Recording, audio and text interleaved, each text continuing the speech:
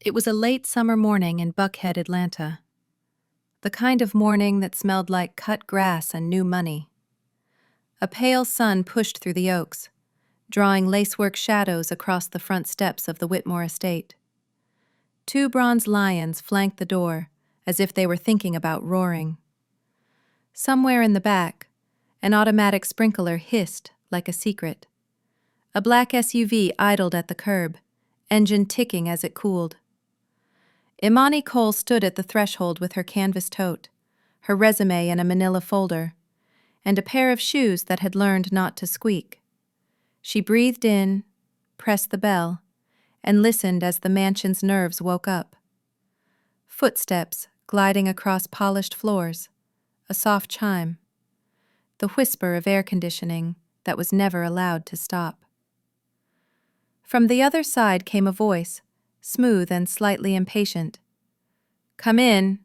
The door swung open to a foyer that could have hosted a small wedding.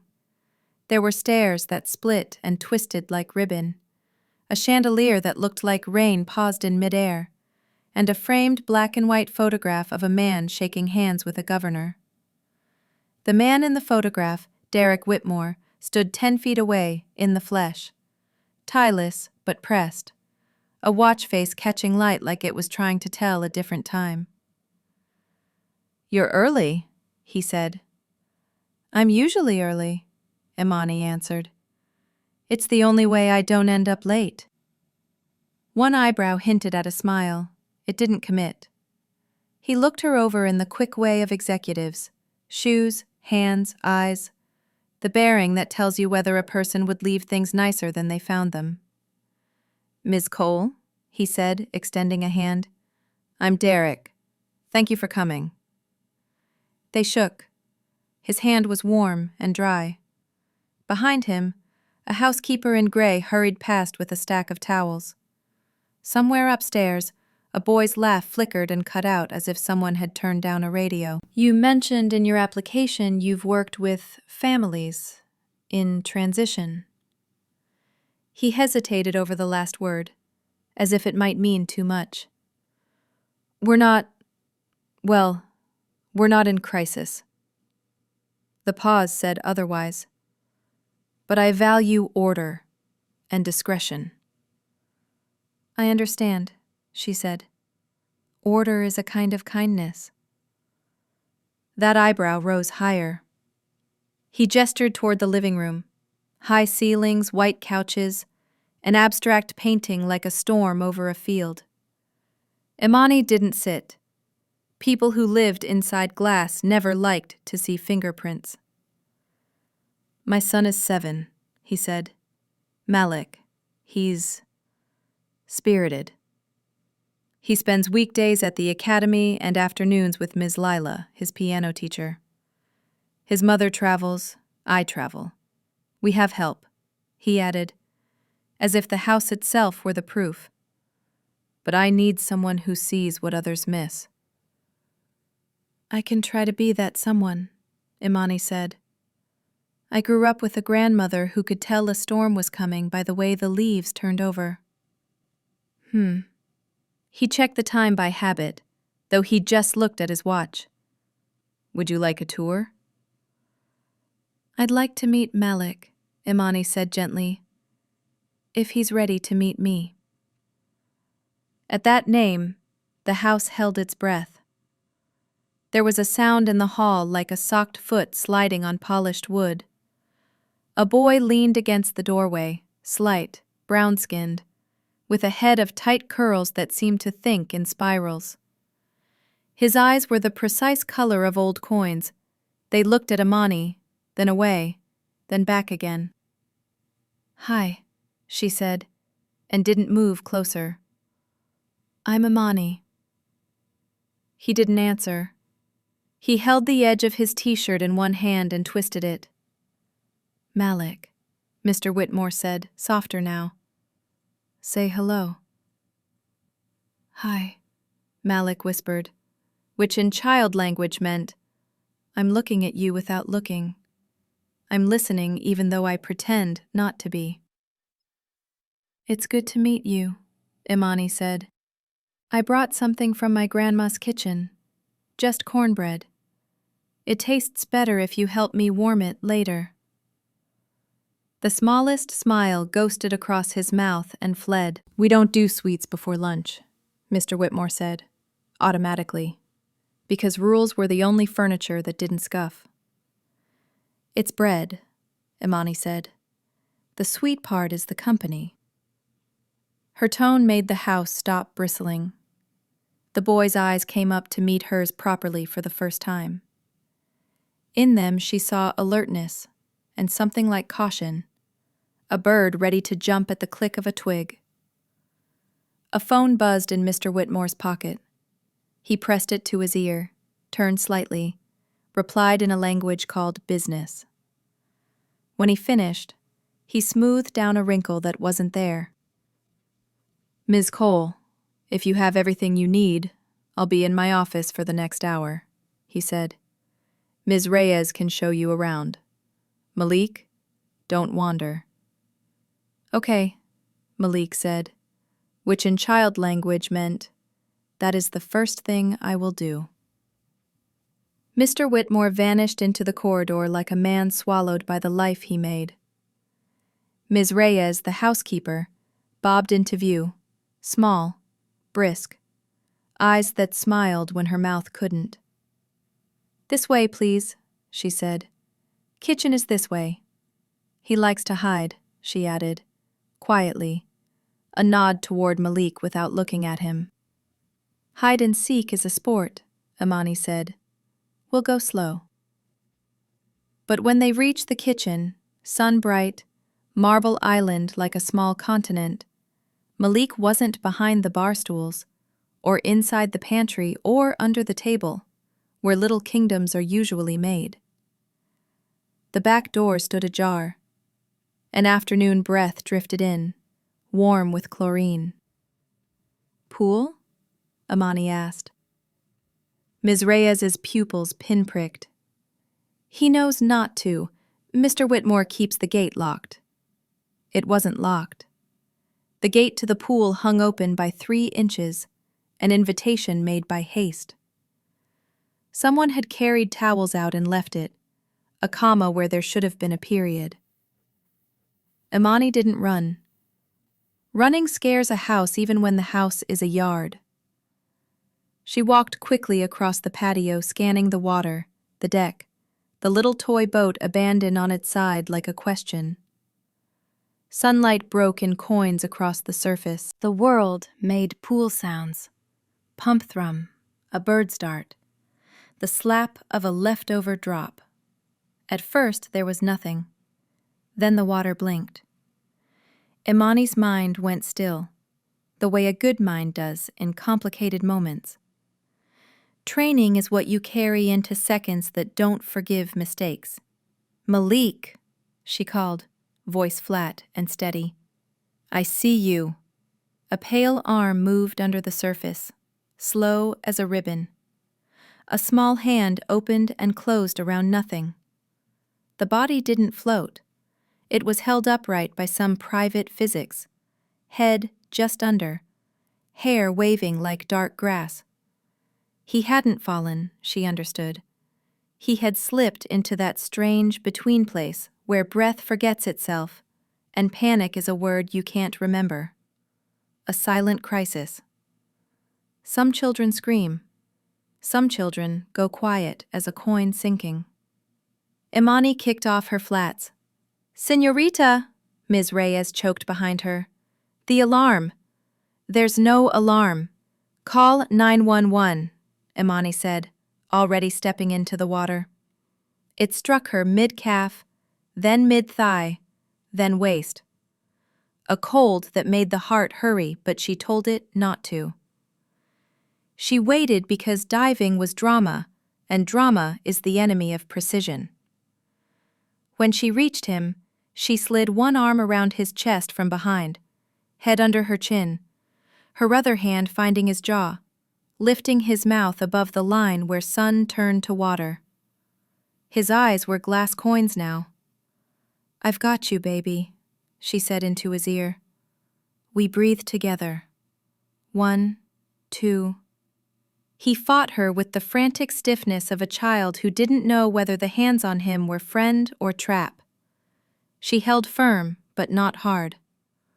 1, 2, she repeated, counting not to him, but to the air itself, as if breath were an animal you could coax back from the trees. His chest convulsed. A cough. Then air.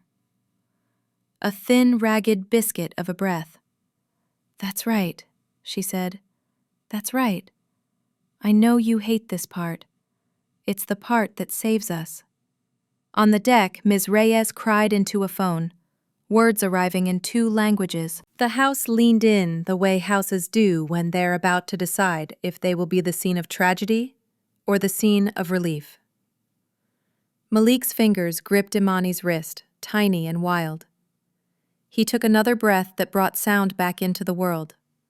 She felt for a pulse at his neck, a hummingbird trapped in a sweater, too fast, then too faint, then present again in a rhythm her body knew how to agree to. "Up we come," she murmured. "Slow, slow. Look at the sky like it's telling you a secret." She walked him to the steps. The water let them go reluctantly, as if it had something left to say.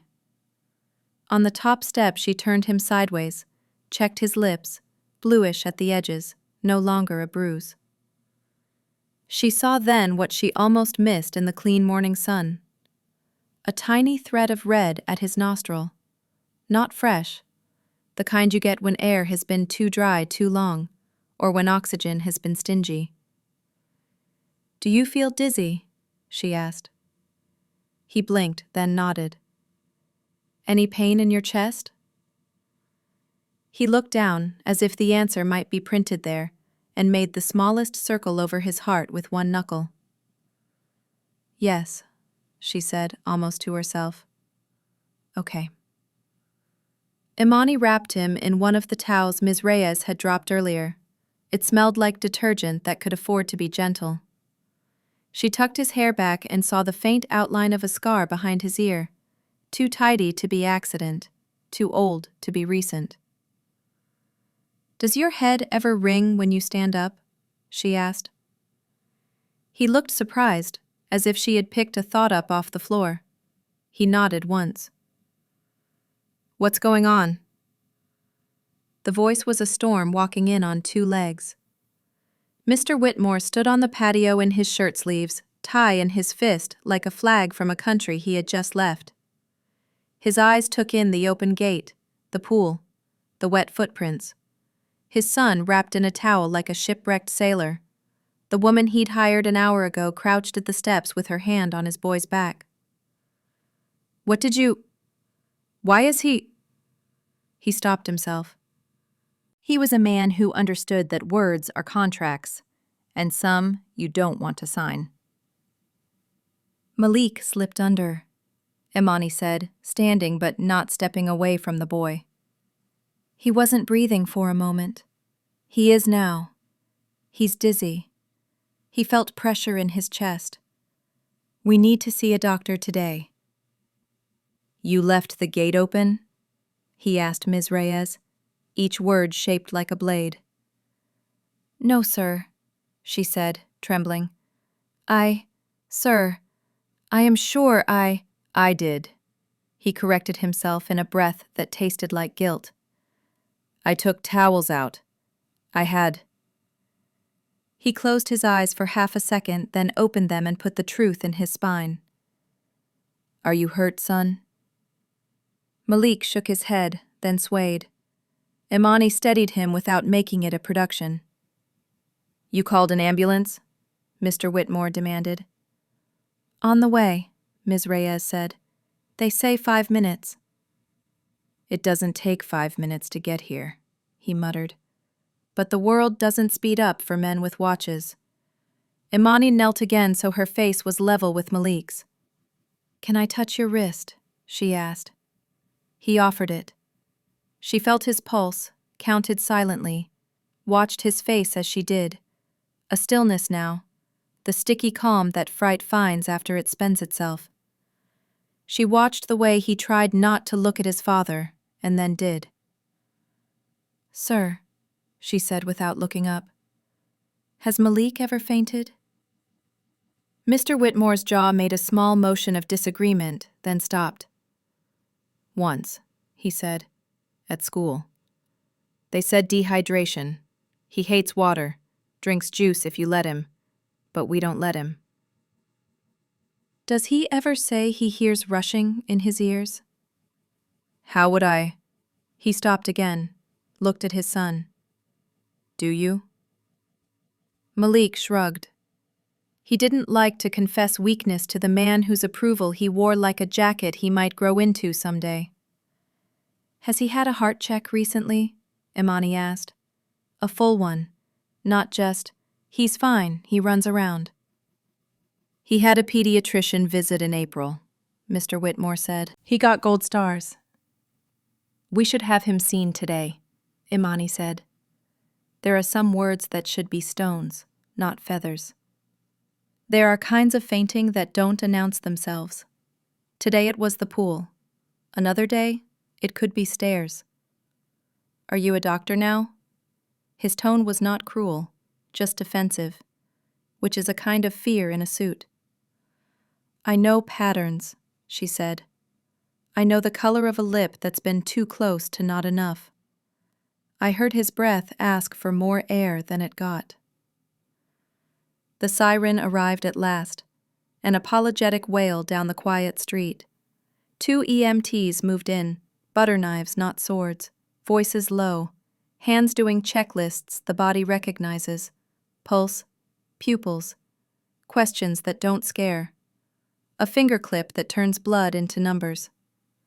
Mr. Whitmore watched the way people watch surgeons who were operating on something inside them that they never meant to put on a table. "Pulse is fast," one EMT said.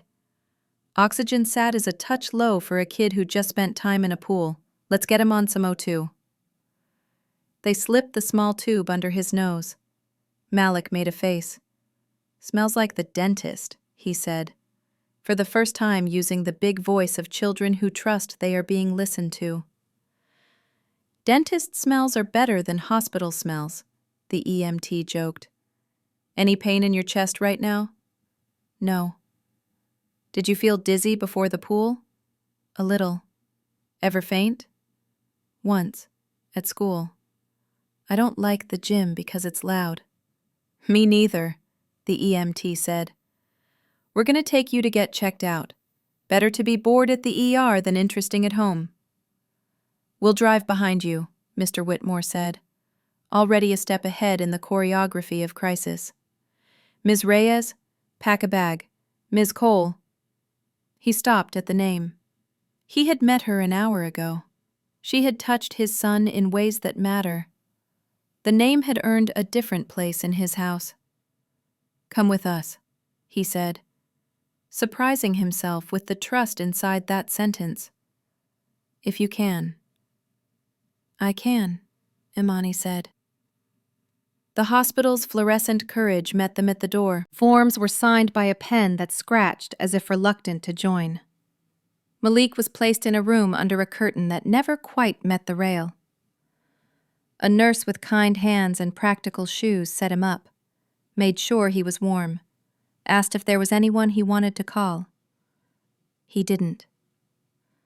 A resident came, then an attending, then a cardiology fellow whose tie was crooked in a way that made Imani like him. They listened to Malik's chest with an attention that felt like love. They asked about family history and the careful way doctors learn to ask men with money if money has not bought them out of pain. Any relatives with heart disease? Any sudden deaths under 40? Fainting spells? Palpitations? His mother's side is... I don't know everything, Mr. Whitmore said. It was one of the few things he would admit not knowing.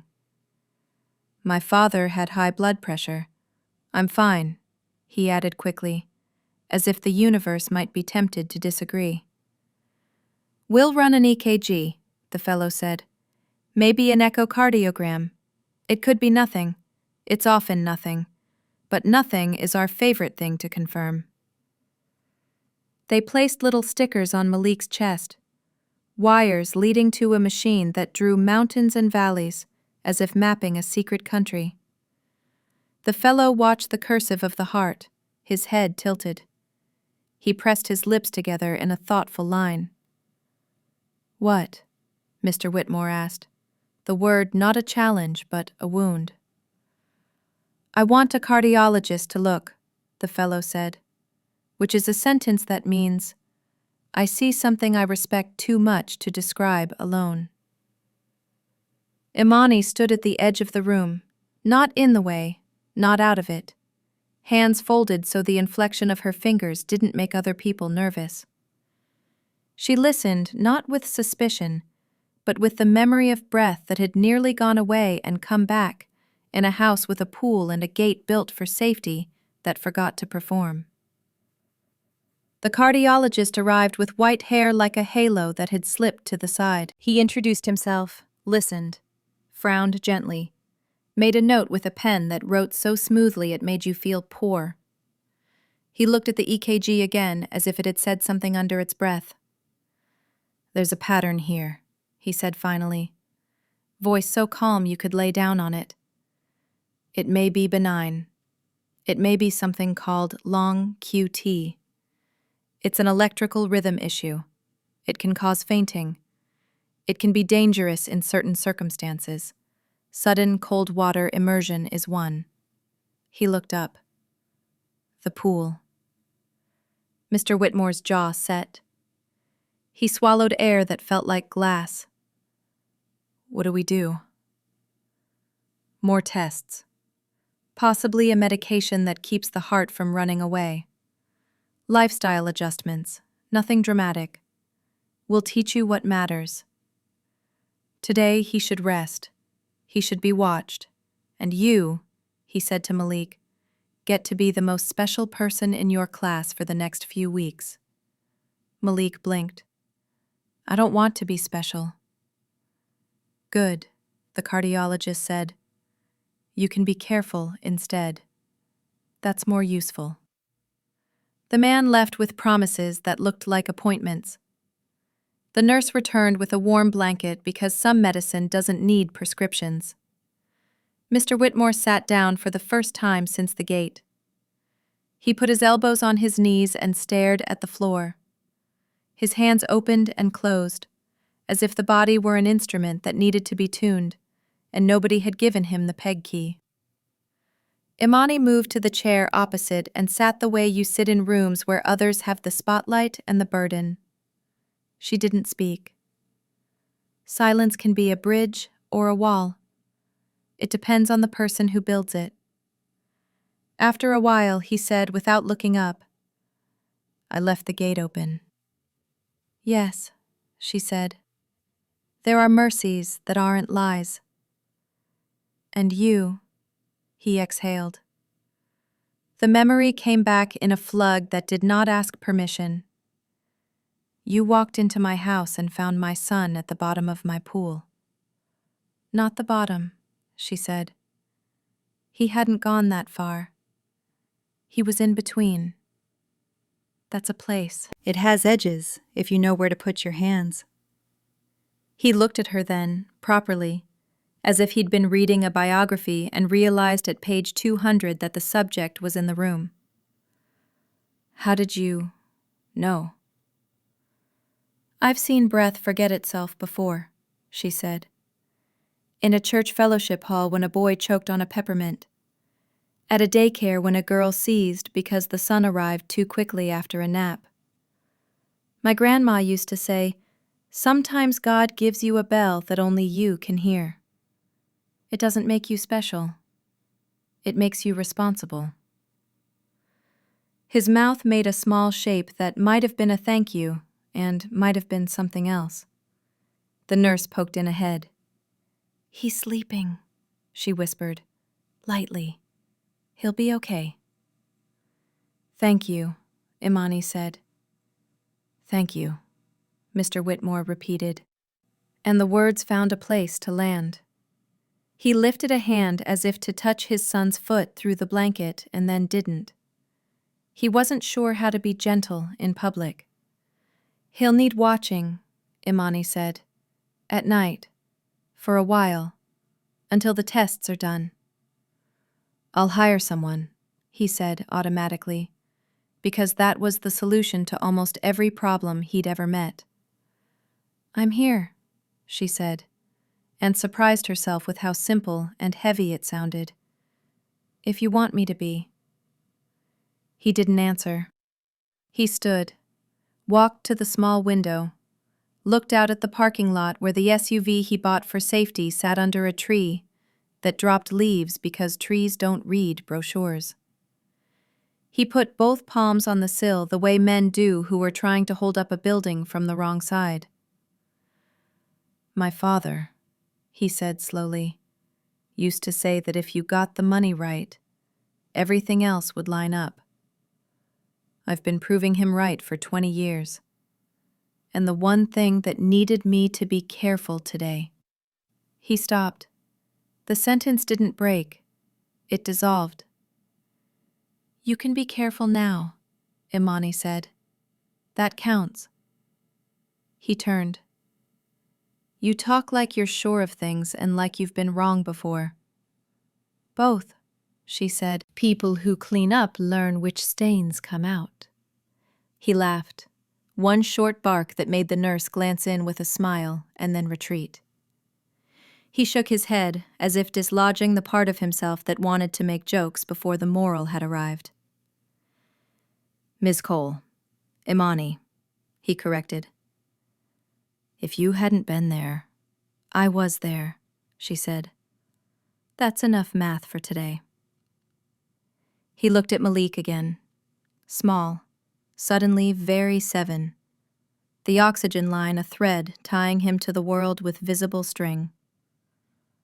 "When we go home," he said, tasting the word home like it was both a question and a vow. "What do I do?"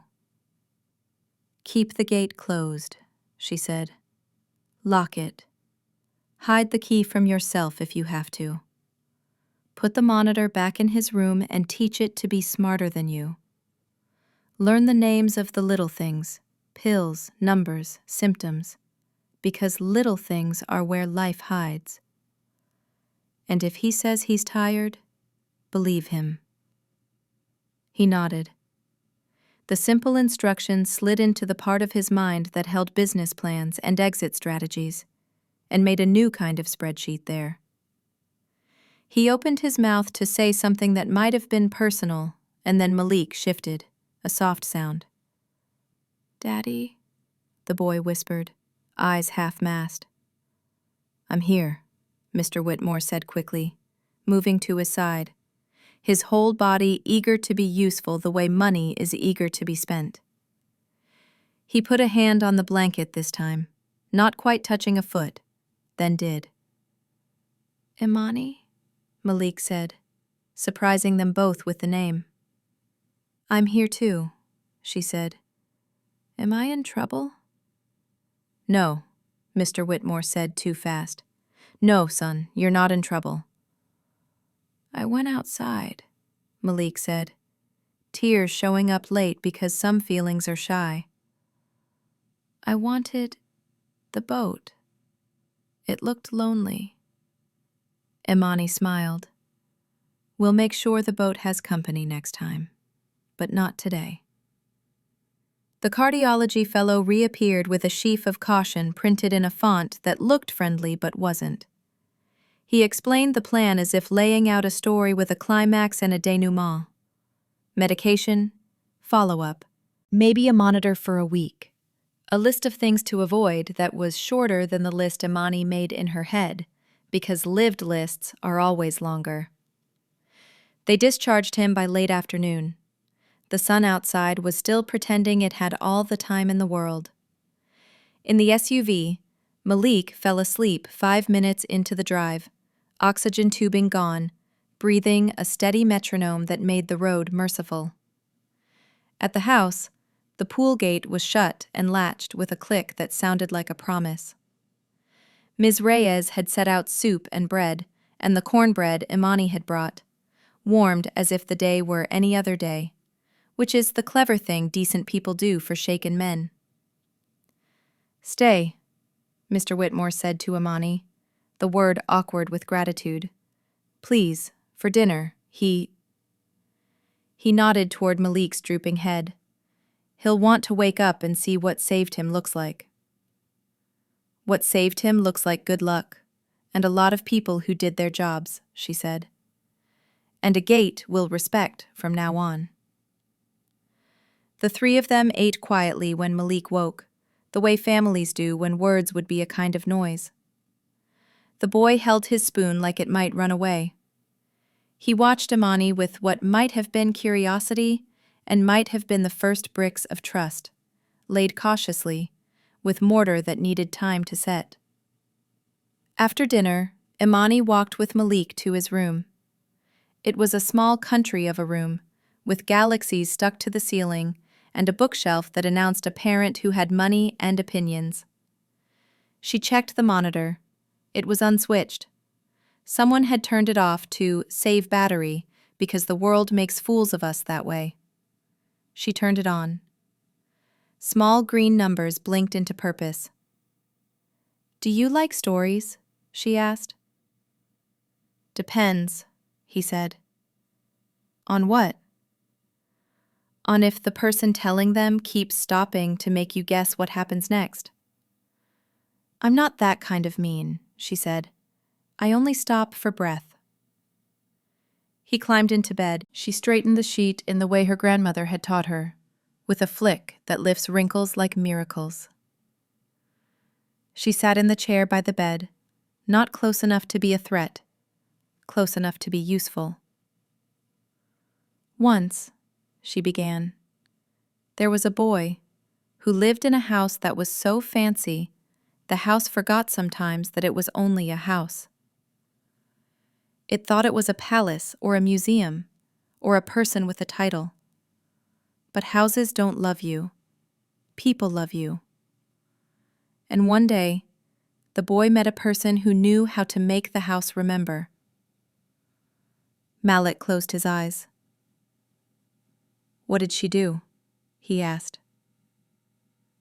"She listened," Imani said, "and she kept the gates closed." He was asleep before the period arrived.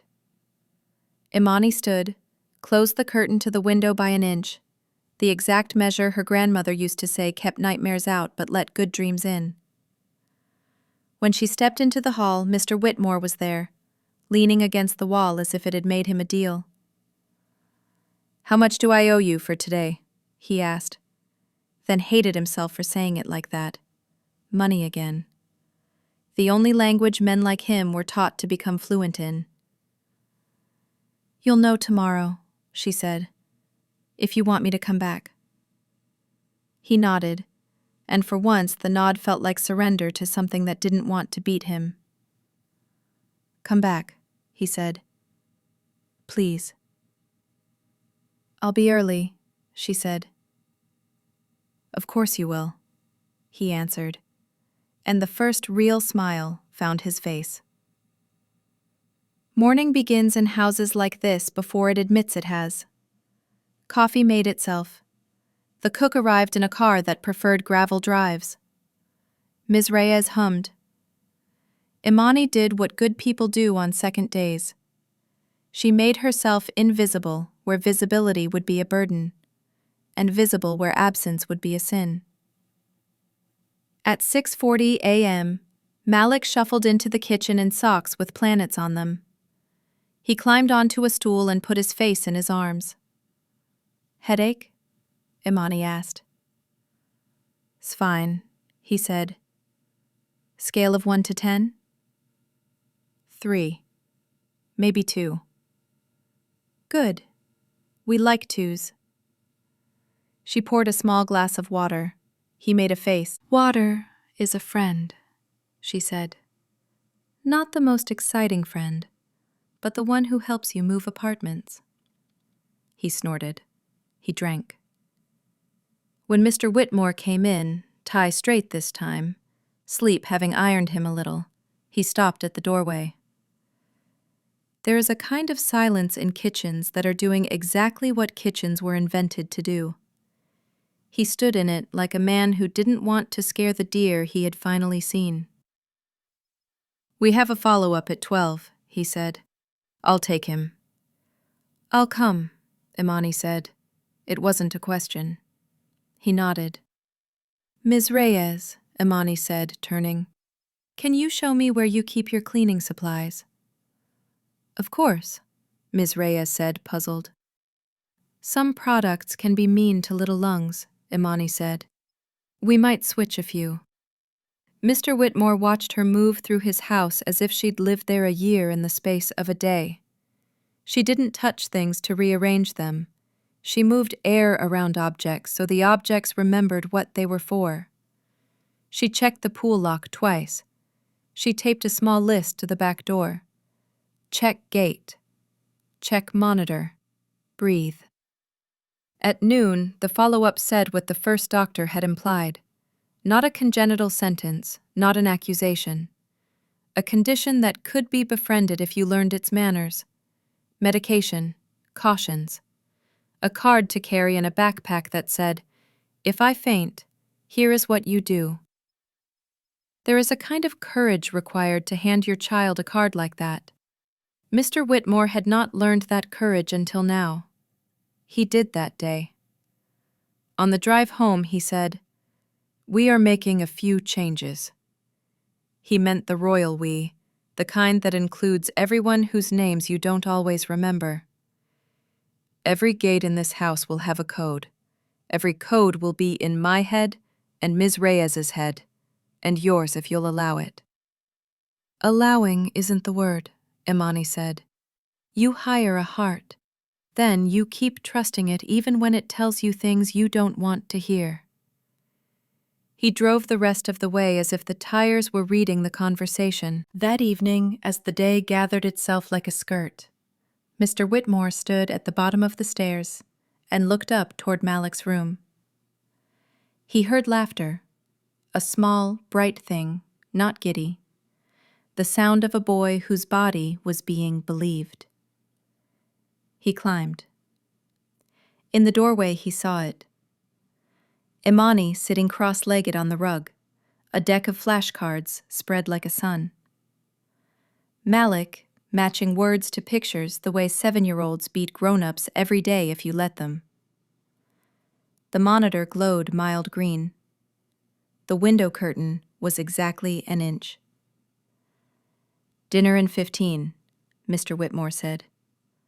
"Okay," Malik said, not looking up, which is the highest compliment a child gives. "I trust you to keep the world turning while I finish this." Mr. Whitmore cleared his throat. "Imani?" She looked up. "I would..." He stopped again, learning the new grammar.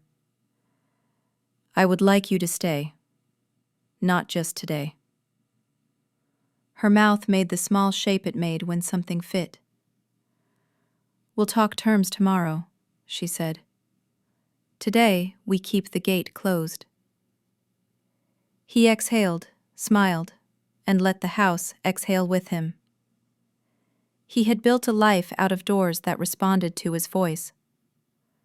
This was the first time someone had come in quietly, heard the bell only she could hear, and shown him which ones needed locks and which ones, finally, could be left open.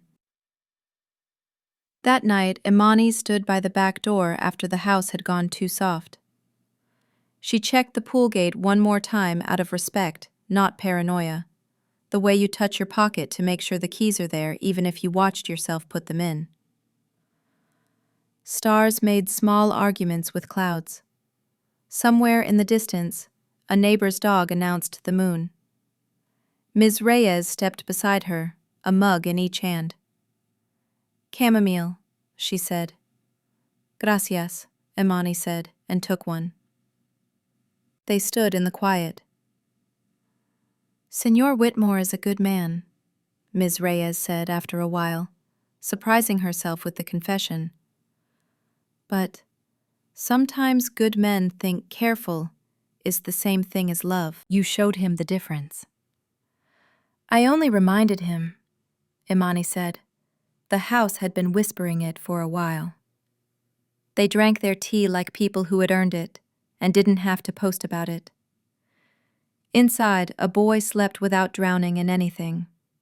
Upstairs, a man rehearsed a new habit called listening. In the morning, they would make new lists. They would not say the word miracle. They would say check and breathe and water first and call if dizzy. They would mark a calendar with appointments. Let doctors put names to shapes. Let medications teach a heart a slower song. But for now, the gate was closed. The monitor hummed. And in a mansion that had forgotten how to be a home, someone had come to teach it again. The house felt different the next morning, as if someone had quietly rearranged its heartbeat overnight.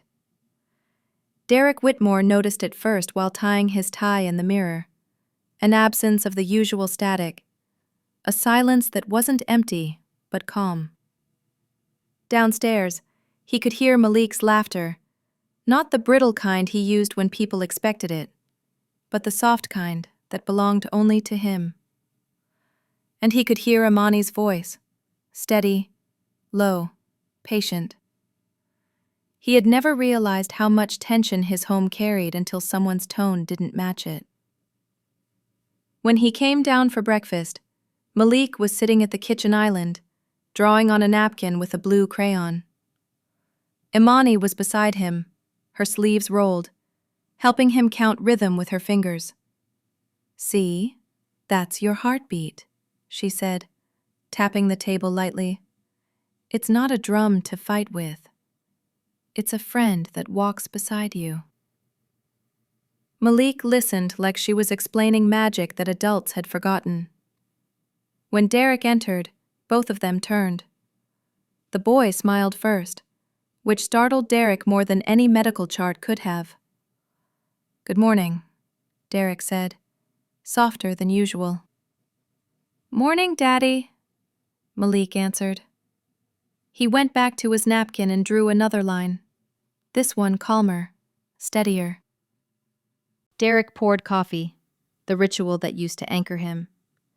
He found himself watching Imani move around the kitchen, how she kept everything deliberate, never frantic. She reached for a towel just as he did, their fingers brushed, and she stepped back automatically. "Sorry," she said. "No, please," he replied too quickly. "Thank you for being here. He cleared his throat. "I meant to say that last night. You didn't have to stay." "I did," she said. "He needed someone to stay calm, that's all." "Still, you could have gone home." "Sometimes home is wherever someone needs you," she said without looking at him, folding the towel neatly. The answer unsettled him. It was too gentle to argue with. After breakfast, the house began its usual rhythm, emails, calls, the hum of money moving through wires. But Derek's concentration fractured. The image of his son's limp body in the pool replayed every time a client mentioned risk or safety margins. When his assistant called about a meeting downtown, he canceled. "Postpone it," he said. "Tell them something came up." He found Imani in the garden, trimming dead leaves from a potted fern like a surgeon. Malik sat on the steps nearby with a picture book. Sunlight made dust glitter around them like confetti for the quiet. Derek hesitated before speaking. "You have experience with plants, too?" "My grandma used to say they talk if you listen long enough," Imani said. "But they're shy around noise." "I've been accused of being noisy." "Maybe not with words," she said, glancing at him. He smiled faintly. "I want to thank you properly. The doctor said it could have been worse. It wasn't, she said. That's enough for me. I'd still like to make it official, he said. A full-time position. Live-in, if you prefer. Salary, benefits, all of it. Imani looked up. You don't have to decide that out of guilt. I'm not, he said quickly. I'm deciding because I don't like the idea of my son being alive today because of a woman I might never see again. She thought for a moment, then nodded. All right, but if I'm here, I don't want to be treated like furniture. Some people hire help and forget we have eyes. I'll help run your home, but I'll also speak when something's wrong. That's the only way it works. Derek hesitated, then said, That sounds fair. He meant it, though part of him braced for the discomfort of having his routines observed by someone who didn't fear him. That afternoon, Malik fell asleep on the couch, a blanket tucked under his chin. Imani stood by the window, arms crossed, scanning the sky the way people do who've learned to read weather in people. Derek approached quietly. Does he seem tired to you? He asked. He's healing, she said. The body takes what it needs when it's been scared. He'll sleep a lot. Derek nodded. I keep thinking about what the doctor said. That word, long QT. It sounds like a bad investment code. It just means his heart runs a little fast, Imani said. It can learn to slow down, same as people. He glanced at her, almost amused. You really believe people can slow down? I have to. It's the only way they see what they're missing. For the first time, he didn't have an answer. He just looked at his son and said quietly, I missed a lot. In the days that followed, Imani's presence began to fill the house not with sound, but with order. She changed the small things, the way Malik's vitamins were lined up, the timing of his meals, the temperature of the pool now always locked. She spoke to him like he was capable, not fragile, and that alone made him stronger. Derek started coming home earlier, something his assistant noticed before he did. He told himself it was because Malik needed monitoring, but deep down, he knew it was because the house no longer felt hostile. When he walked through the door now, he didn't just hear silence, he heard life. One evening, he found Imani and Malik sitting at the dining table, surrounded by a fortress of colored paper. We're making wish cards, Malik explained. You write one thing you want, then fold it and put it in a jar. Grandma Imani says you don't tell anyone or it won't come true. Derek smiled at the nickname. Grandma? I told him I'm not old enough for that, Imani said, laughing. But he doesn't listen. Derek sat down. Can I make one? Malik hesitated, then nodded. But you can't wish for money. That's cheating.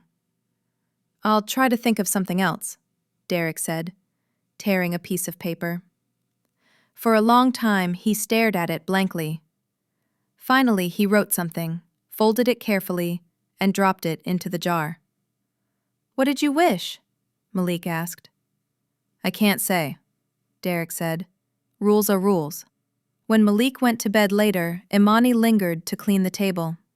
Derek watched her from the doorway. You changed something here, he said quietly. I can't name it, but I feel it. It's not me, she said. It's attention.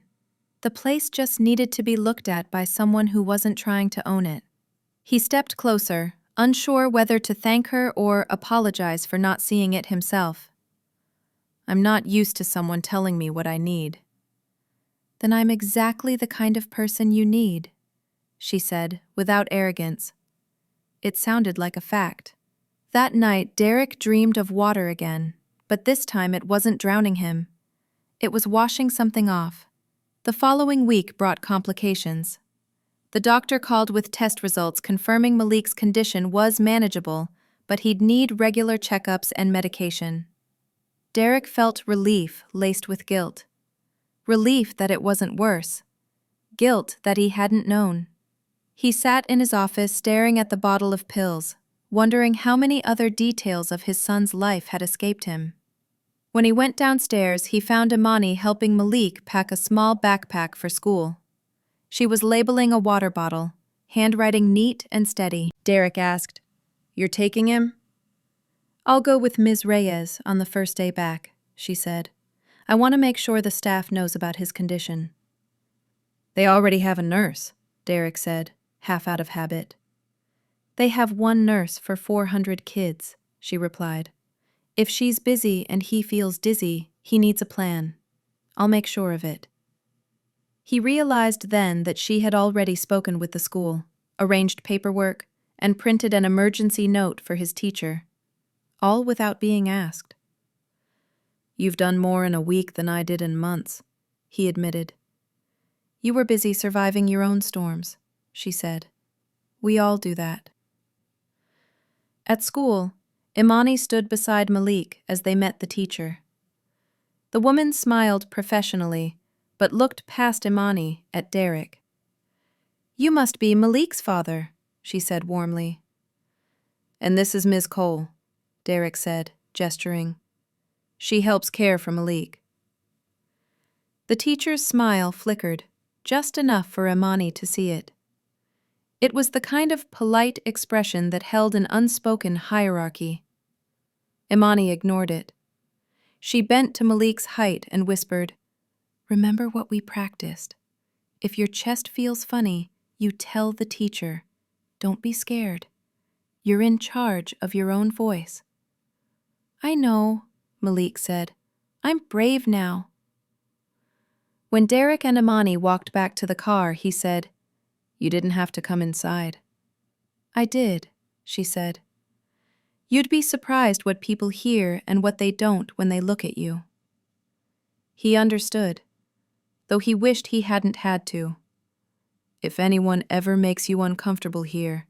"I'm used to it," she said lightly. "What matters is that Malik isn't." Over the next few weeks, Malik flourished.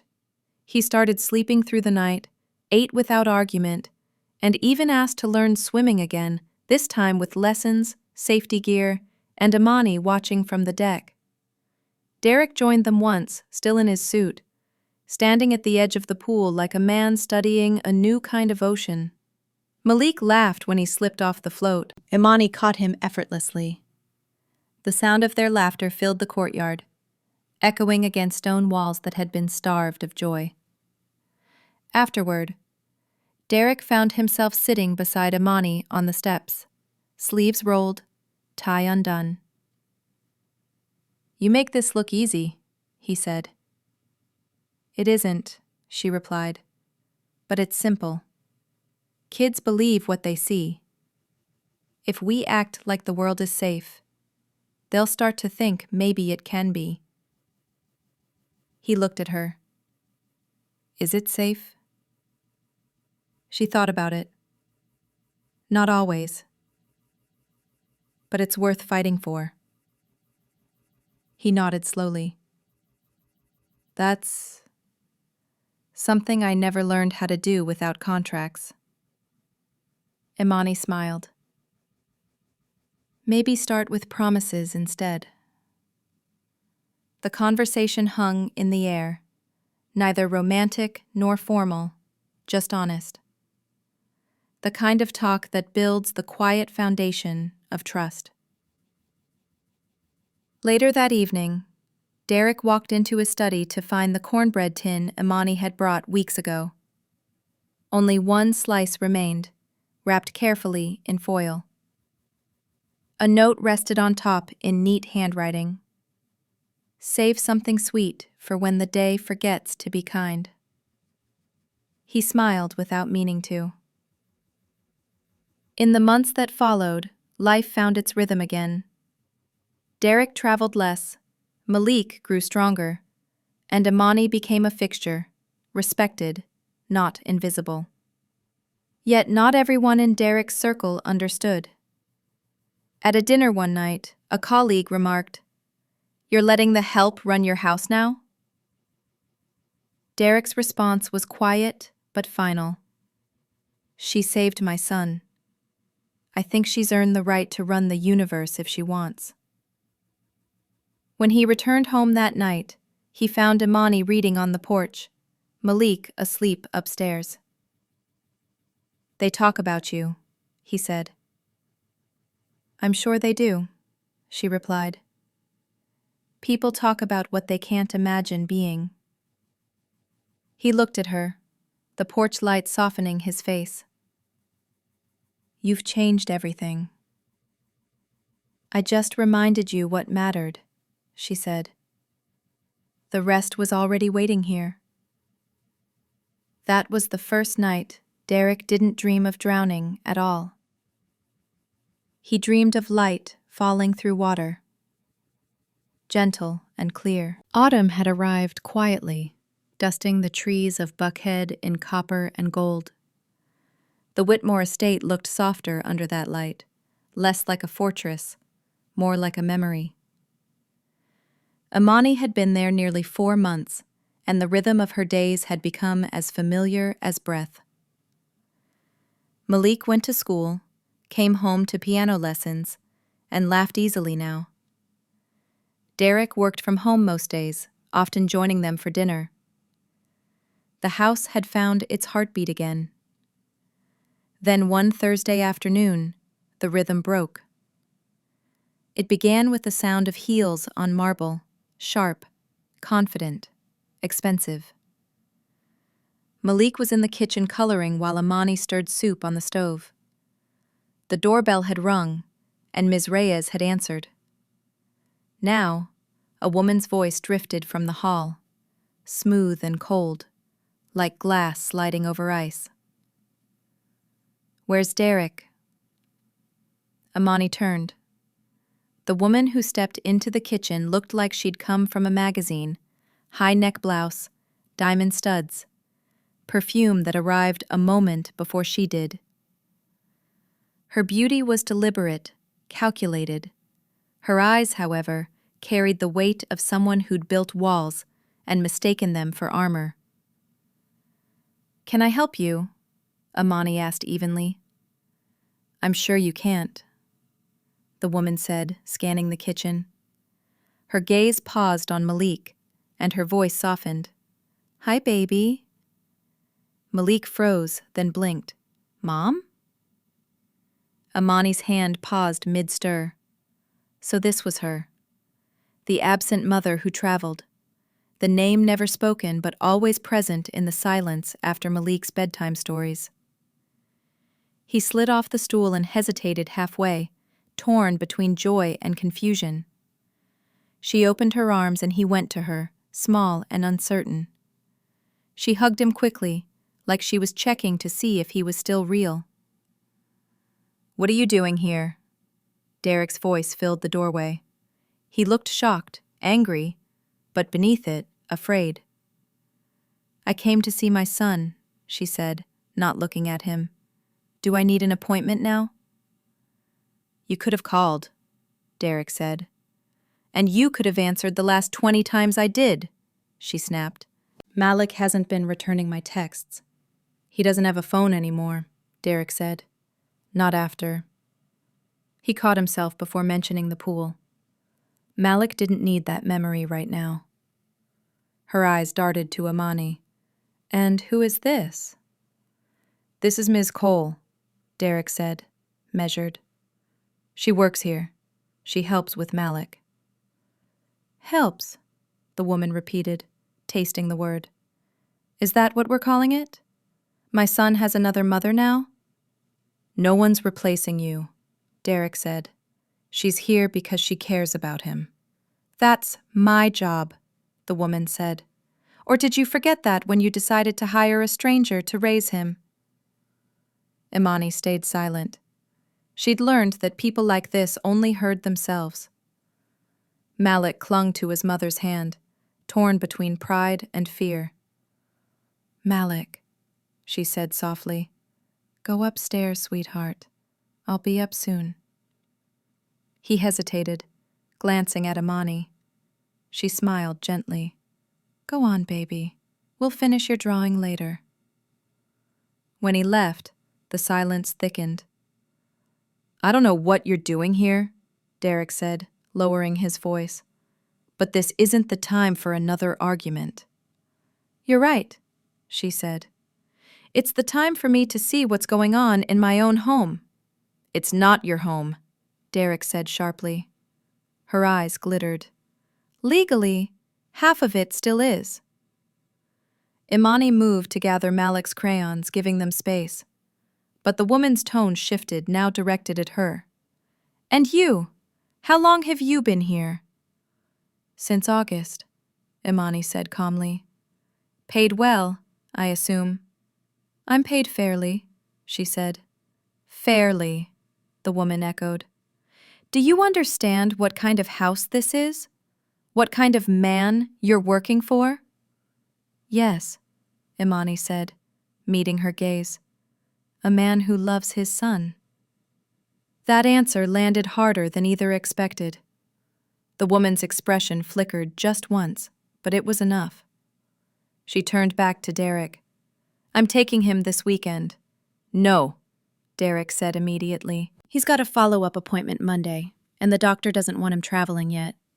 I'll take him to my own doctor, she said. One who doesn't need to exaggerate to stay relevant.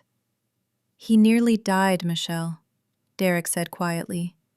You weren't there. You didn't see it. Her hand trembled, just slightly.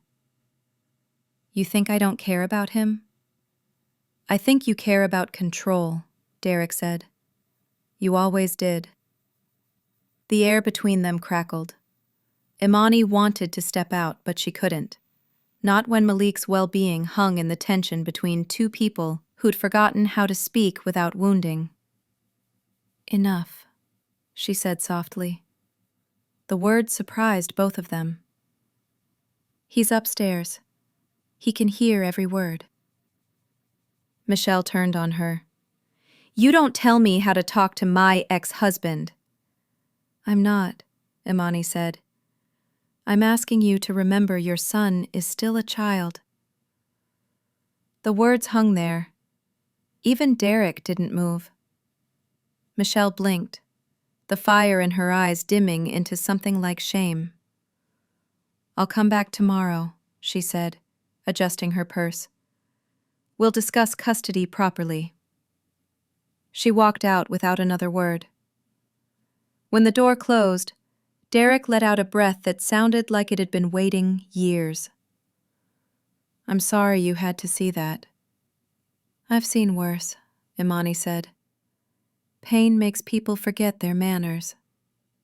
He nodded, leaning against the counter. She was gone for months. Now she wants to play savior. She's scared, Imani said. People lash out when they realize someone else did what they couldn't. He studied her face, half expecting judgment. Do you think I'm any better? I think you're trying, she said. That's more than most. That night, Malik couldn't sleep. Imani found him sitting by the window, hugging his knees. Did I do something wrong? He asked. No, baby, she said softly. Your mom and dad just see the world differently. She was mad at you. She was scared, Imani said. Sometimes fear wears fancy clothes. Malik smiled weakly. You talk weird. I talk true, she said. Now close your eyes. The world's easier to fix in the morning. He fell asleep to the rhythm of her humming, an old hymn her grandmother used to sing when storms rolled in. The next day, Michelle returned. She came dressed for battle, lawyer in tow, papers in hand. Derek met them in the living room, tense but composed. Imani stayed nearby, out of sight but within earshot, ready if Malik needed her. The lawyer spoke first. Mr. Whitmore, Mrs. Whitmore wishes to review custody arrangements. Given the recent medical incident. You mean the one that happened because she wasn't here? Derek interrupted. Because the household lacked proper supervision, the lawyer corrected. We have concerns about an unlicensed caretaker. Imani stepped forward before she realized it. With respect, sir, that unlicensed caretaker saved your client's child's life. The lawyer blinked, thrown off. Michelle's jaw tightened. You're out of line. I was out of line when I jumped into that pool, too, Imani said. Good thing I didn't stop to ask permission. The silence was heavy, charged. Derek stood taller. She's staying, he said. You can send as many papers as you like. Michelle's eyes glistened. You choose her word over mine? I'm choosing the person who was here when it mattered, he said quietly. For a moment, Michelle's composure cracked. Her chin trembled. She blinked it away. You think this is over? No, Derek said. But I hope someday it is. When they left, the house seemed to sigh in relief. Imani turned to Derek.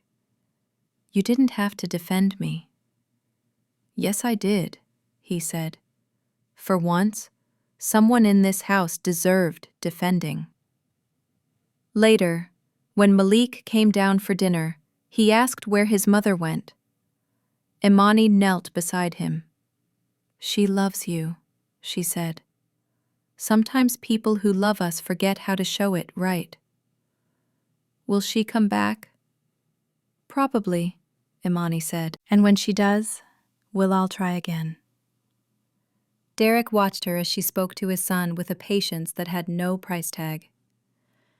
He realized he had stopped thinking of her as help. She was the quiet gravity that kept his world from spinning apart. That night, after Malik was asleep, Derek stepped onto the porch where Imani sat with a cup of tea. The air smelled like rain waiting for permission. You were right, he said. Fear does wear fancy clothes. Imani smiled faintly. It looks good in them, too. That's the problem. She's not a bad mother, Derek said. I didn't say she was, Imani replied. I said she's scared. There's a difference. He nodded slowly. You ever get tired of being the one who understands everything? All the time, she said. But someone has to. He laughed softly. If I hadn't met you, I don't know what kind of father I'd be right now.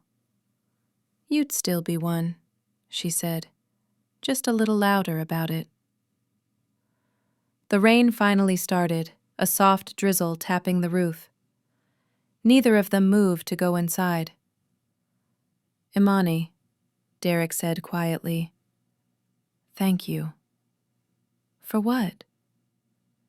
For saving him. For saving me, even if you don't know it. She looked at him, eyes warm but steady. Don't thank me yet, she said. Stories like ours don't end halfway. And somewhere inside, the boy they both loved dreamed of water that didn't scare him anymore. The rain didn't last. By morning, the air had rinsed itself clean, and the sky over Buckhead shone like a freshly polished promise. Imani woke before the house the way she always did, making the kind of quiet that invites good things. She checked the pool gate, the monitor in Malik's room, the note on the back door. She found Derek in the kitchen studying a calendar he had finally learned to share with his family. He looked up at her and smiled in a way that didn't perform strength anymore. Breakfast? He asked, already reaching for an extra mug. Please, she said. We've got a big day. You can feel it too, he replied, not asking what she meant. He poured coffee. For a moment, they stood in a silence that wasn't empty. The clock ticked like a civilized heartbeat. Upstairs, Malik sang to himself, something half made up and half remembered. "Are you worried she'll come back angry?" Derek asked. "Anger doesn't scare me," Imani said. "What scares me is a heart that stops trying." He nodded, took a sip, and then laughed quietly at himself. "Imagine me not flying to New York today because I need to be home in case feelings show up." "Best flight you never took," she said. By 9 o'clock, the house had become a stage set for redemption. Ms. Reyes wiped the counters twice even though they didn't need it. The cook pretended to reorganize the pantry and failed to hide her curiosity. Malik drifted through the rooms with a comic book tucked under his arm like a talisman. He kept looking out the window, as if a story he didn't know the ending to might be walking up the drive. At 11, the doorbell rang. This time, the heels on marble sounded less like war drums. Michelle stood in the foyer holding a paper bag from a bakery and a branch of humility she didn't quite know how to carry. "Hi," she said to Malik, and to Imani, and then to Derek, the order finally right. "I brought those croissants he likes." Malik didn't run to her, but he didn't hide either. He gave a shy smile that said both, "I remember you," and "I'm still deciding." "Thanks," he said. Michelle handed the bag to Imani without defensiveness. "They're still warm," she offered. And the sentence had more apology in it than all of yesterday's arguments. "Let's sit," Derek said. They moved to the living room where sunlight spilled like mercy. Imani took a chair that let her see everyone without choosing sides. Malik claimed his corner of the rug, cross-legged, alert. Michelle started. "I came to say, I'm sorry." The words were plain and heavy. Not just for yesterday, for a lot of yesterdays. "I let my work come first because I thought giving him everything meant not being there. I was wrong." She looked at Malik. "I was wrong, baby." He looked down at his hands and then up at her. He didn't know the choreography of forgiving in a living room, but he understood when a voice had put away its weapons. "It's okay," he murmured. "It isn't," she said. "But it can get better." She turned to Derek. "I don't want to fight you. I want to change the way I show up." Derek listened like a man who had once built his life around winning and had finally learned to let someone else finish a sentence. "I want that too," he said. Michelle exhaled. She shifted, hesitant. "May I ask?" Her eyes moved to Imani.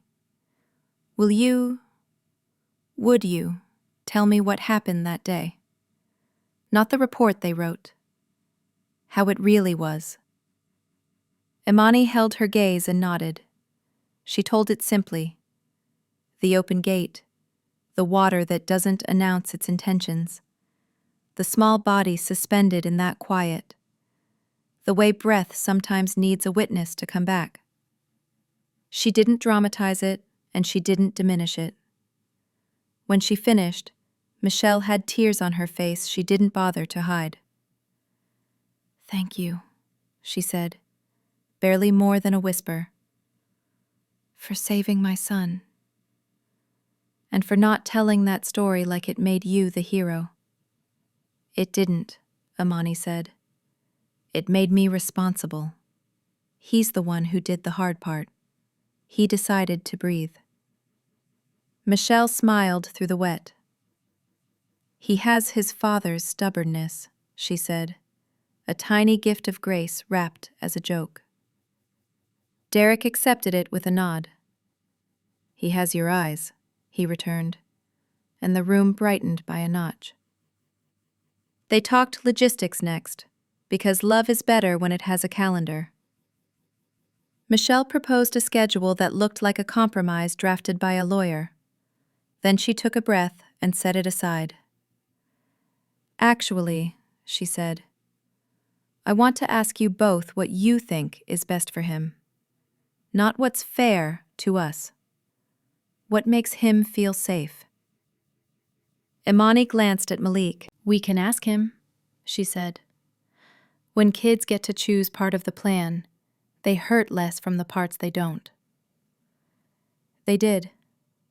In child language, Malik asked for 2 dinners a week with Mom, a Saturday where all 3 of them were together, and a rule that whoever picked him up from school had to be the person who actually showed up.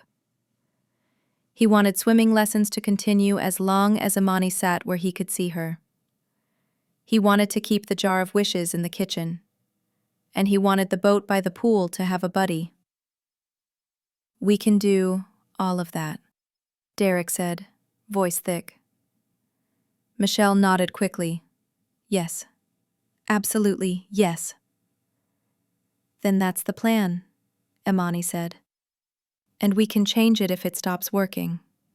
Plans are tools, they're not vows." The conversation kept its softness. They ate warm croissants over plates that hadn't seen this much peace in years. Michelle asked Imani about the monitor settings and the medication, questions that meant she would be carrying the weight with them. Derek watched the way her posture changed when the discussion shifted from rights to responsibilities. Pride and regret sat next to each other in his chest, and didn't argue for once. After lunch, Malik tugged at Michelle's sleeve. "Do you want to see my room?" "I'd love to," she said. And when she said it, she meant it. They disappeared upstairs.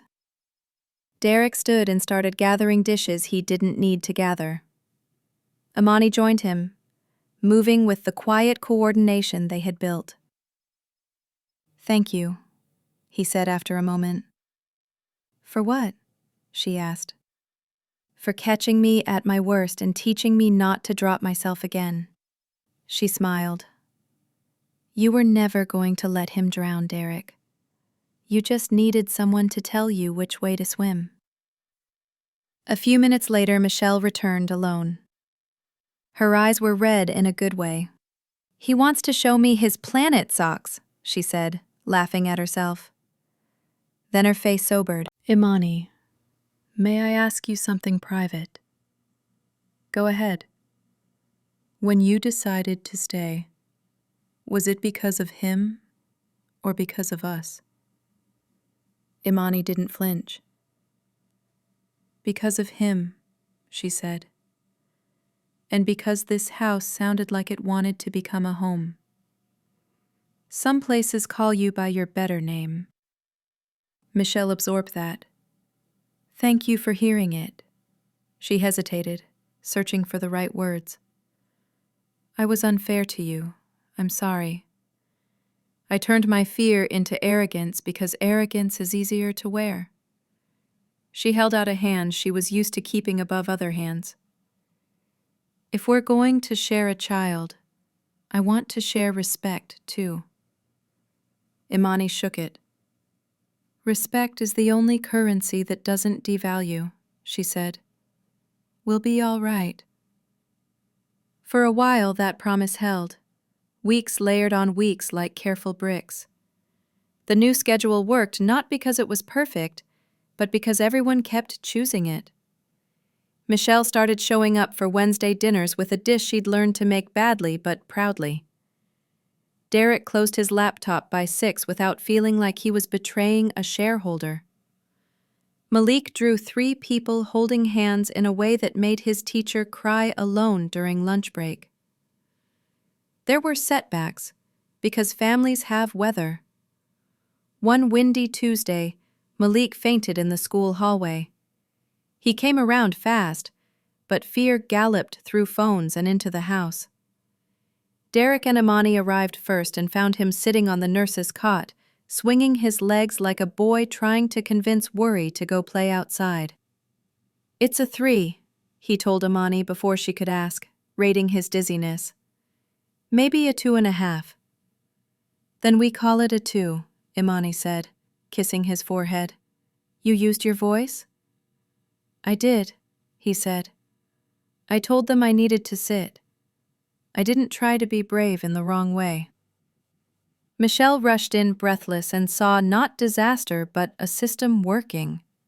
Her son using tools he'd been given. Adults responding without panic.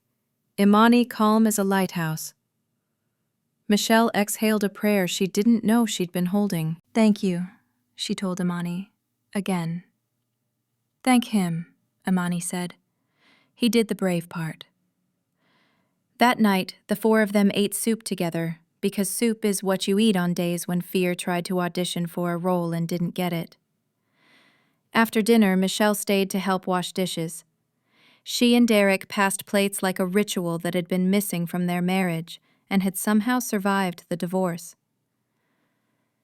Do you ever wonder if we could have done this then? Michelle asked, not accusing, just curious. We didn't know how to listen to each other then, Derek said.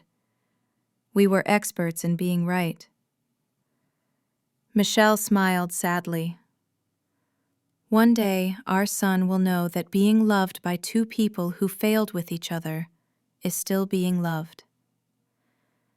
Maybe he'll know it even better because of that, Derek said. Imani dried the last plate and put it in the cupboard. She felt something settle in the house that no decorator can place. The quiet weight of a family learning its own grammar. Spring came. Trees that forgot themselves in winter remembered. Malik learned to swim without mistaking confidence for invincibility. He still looked for Imani when he climbed out of the pool, but now he did it with a grin, not a plea. Michelle started leaving her phone in her purse during visits. Derek stopped scheduling phone calls for mornings after school nights. Choices became habits without anyone announcing it. On a Sunday in May, Malik had a recital. He wore a bow tie that was concentrating as hard as he was. Michelle sat on one side of the aisle, Derek on the other. Imani stood in the back with Ms. Reyes because some altars don't ask for chairs. Malik played a piece that had once knotted his hands. He stumbled once, smiled at the mistake like it was an old friend, and finished strong. The applause felt like sunlight. He took his bow and looked for all 3 of them as if they were stars he had arranged himself. After the recital, they met under a maple outside the church. Michelle hugged him first, proud in a way that didn't need to be loud. Derek lifted him and spun once, carefully. Imani fixed his crooked bow tie. You played like someone who breathes, she said. I do, he said. Most days. A photographer from the school asked for a picture. Without planning it, they stood together, father, mother, son, and the woman who had taught their house to remember its heart. The photo didn't look like a tradition. It looked like a truth. Summer pressed in again, fat with heat and promise. On the anniversary of the day Imani arrived, Derek grilled on a patio he finally used for more than meetings. Michelle brought salad with too much lemon because some lessons take longer. Malik invented a game that involved throwing a ball and not caring who caught it. Ms. Reyes laughed and pretended she had elsewhere to be, and stayed. As twilight drifted in, Derek cleared his throat. I have a proposal. He looked at Imani. I want to formalize your role. Not because contracts make things real, but because I want you to know I intend to keep choosing this. Imani raised an eyebrow. I already know you intend to. Do you? He smiled at the gentle sting. Yes, I do. I want you to be our household manager. Not just the person who saves us, but the person who teaches us how not to need saving. Michelle nodded. I'd like that, she said. if you want it. Imani looked at Malik, who had chosen that moment to put his head against her arm, because his body always told the truth first. She looked at Derek and Michelle, two people who had stopped trying to win and started trying to love on purpose. She looked at the house, which had retired from being a museum and settled into being a home. "I accept," she said. "On one condition." "Name it," Derek said. "We keep the jar of wishes in the kitchen," she said. "And the first wish is always written by the smallest person in the house." "Deal," Michelle said, smiling. "Deal," Derek echoed. Malik ran inside and came back with the jar and paper and a pen that made even his handwriting look brave. He wrote without showing anyone and folded the paper with the ceremony of a 7-year-old wizard. He dropped it into the jar and shook it, as if mixing a potion. "What did you wish?" Derek asked, again playing his part in the ritual. Malik grinned and shook his head. "If I tell, it won't come true." "Will we like it if it does?" Michelle asked. "You already do," he said, mysterious and pleased with himself. They let the evening be simple. Fireflies did their part. The pool water held still like a promise kept. When it was time for bed, Malik yawned like he was pretending not to, and failed. Imani tucked him in, adjusted the curtain by an inch, clicked on the monitor that hummed in a language only parents learn. "Imani," he said sleepily. "Yes, baby." "Did my wish already start working?" She smiled at him in the soft night. "I think it started a long time ago," she said. "Tonight you just remembered to name it." He nodded as if that made all the sense in the world. He closed his eyes and fell into the kind of sleep children think is a right, and adults think is a miracle. Downstairs, Derek and Michelle sat on the porch with 2 mugs that had learned to forgive being chipped. The conversation wandered where safe conversations go. School events, grocery lists, the weather's little tricks. Imani stepped out to say goodnight. "Thank you," Michelle said spontaneously, "for staying, for teaching us, for not giving up on us while we were still learning how to be the kind of people we wanted to be." Imani shrugged the way people do when compliments are true but not the point. "You did your own learning," she said. "I just made sure the house didn't forget your homework." Derek laughed. "We have a lot of homework left." "Good," she said. "That's how you know you're living." When she turned to go, Derek stopped her with her name. "Imani." She looked back. "You changed my life," he said simply. "Not by making me someone else. By introducing me to the person I'd been rushing past." She nodded once, a benediction. "Then keep introducing him to your son. Every day. That's the job." When she went inside, Derek sat with the weight of that instruction and found it didn't weigh him down. It steadied him. Michelle leaned back and looked at the slice of moon over the chimney. "What do you think he wished for?" she asked. "I have a guess," Derek said. They didn't say it aloud, because some wishes grow best in silence. But it sounded like laughter in a kitchen, like a gate that clicks shut with love instead of fear, like a boy's lungs learning music. It sounded like ordinary days that only look ordinary from far away. A week later, a letter arrived, addressed to all 3 of them in a child's determined handwriting. It was from the school's counselor. Inside was a photograph taken after the recital. 4 faces, each surprised to be inside a happiness they hadn't planned.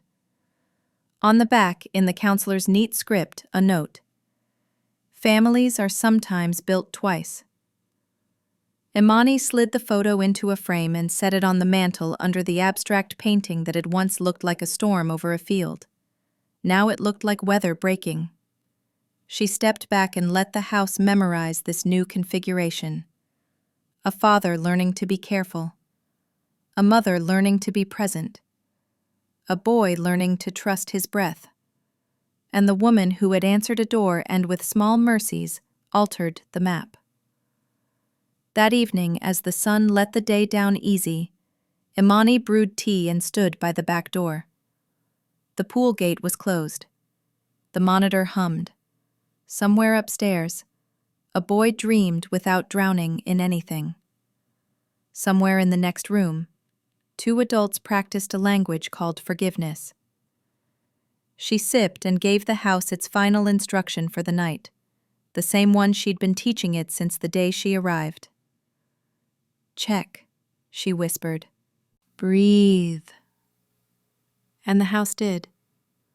The summer light lingered longer that year, as if reluctant to leave a house that had finally learned how to use it. Mornings began with laughter that didn't echo anymore.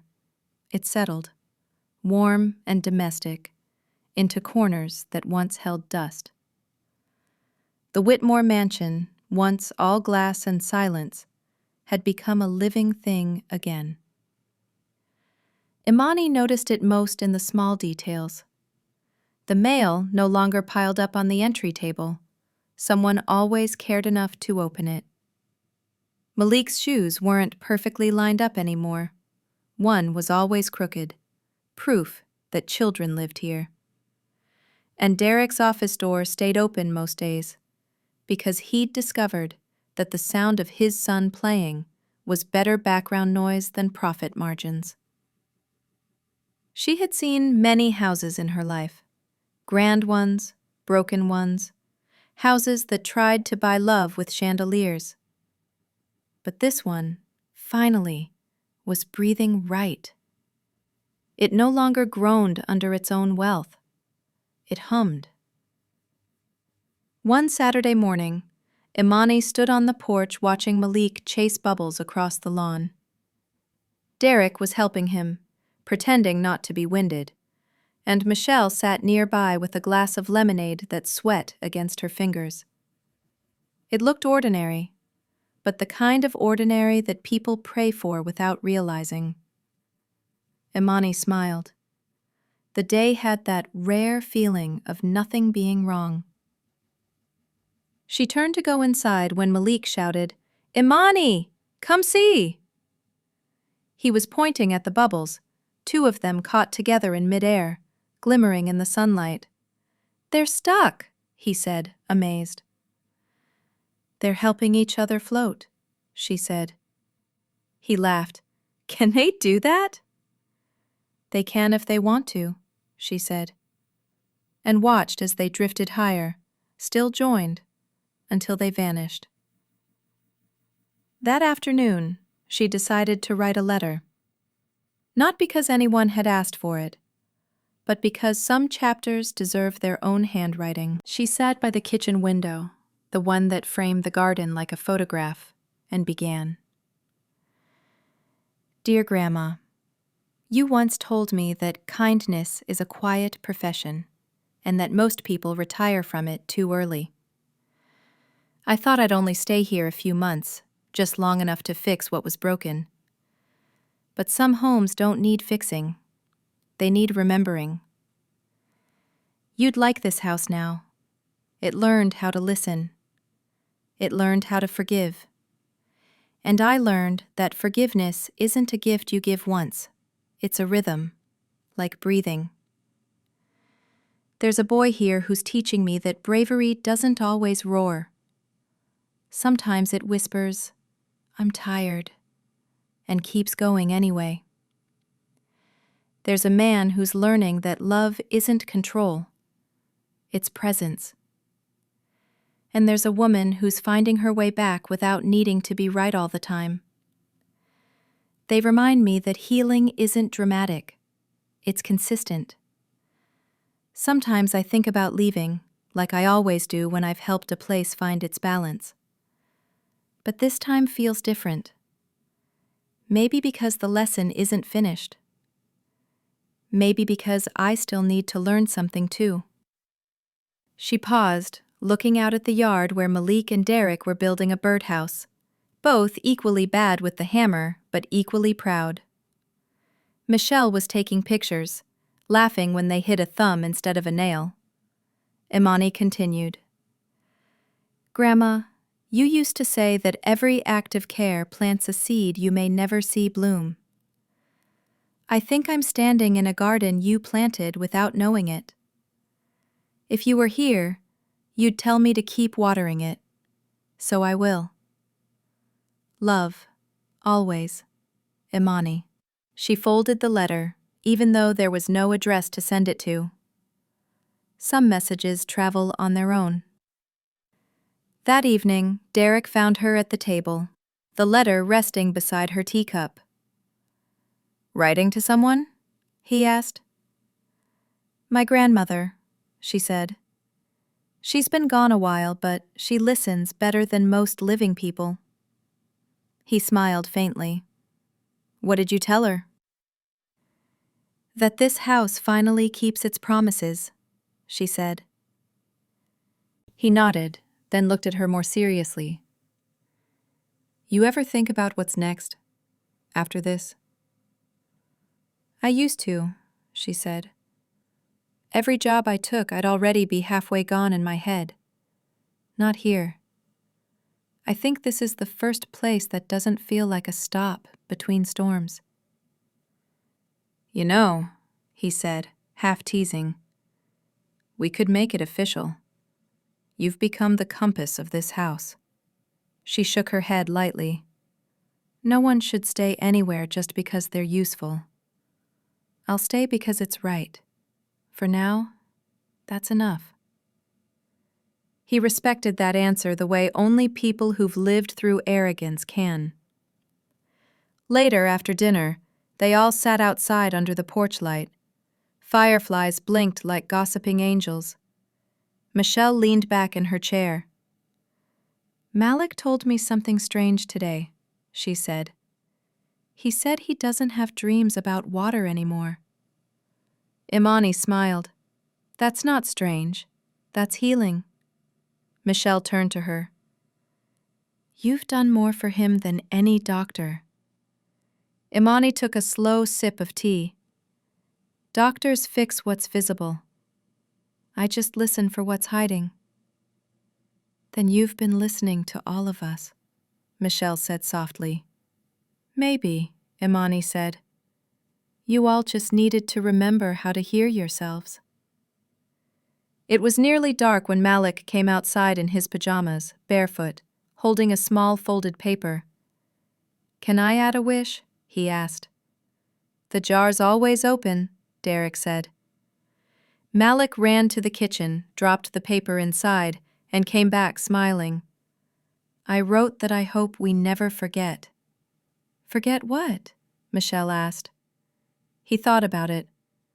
How we sound when we're happy. Imani felt her throat tighten.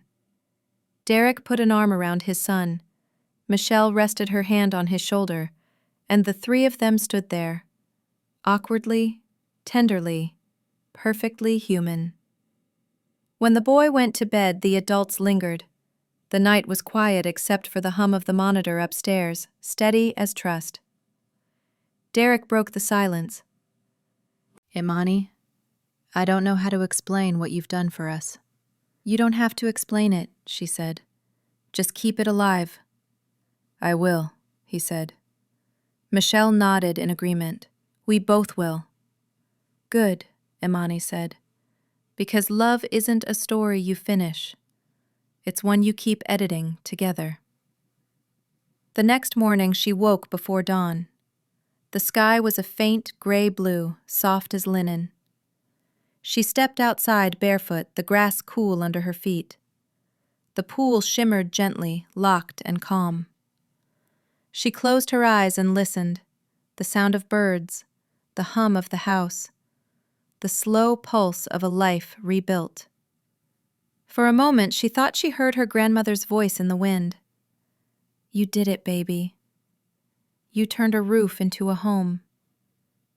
Imani smiled. No, she whispered. They did. She stood there a while longer, letting the morning wrap around her. She thought of all the homes she had walked into over the years. Some rich, some poor, all carrying a kind of ache.